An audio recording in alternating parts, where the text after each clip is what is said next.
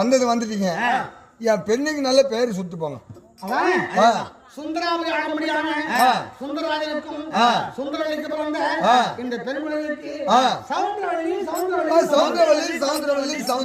அப்படி பேர் கொடுத்து விட்டு பிராமணர் சென்று விட அப்ப பார்த்தா தாயரப்பம் அடியே காதி என் பொண்ணு பிறக்கிறதுக்கு முன்னாடியே தங்கத்தால தொட்டி கட்டி வச்சுக்கிறோம்.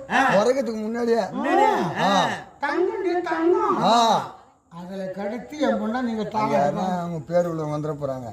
தாராட்டு பாடணும் பாடுமா?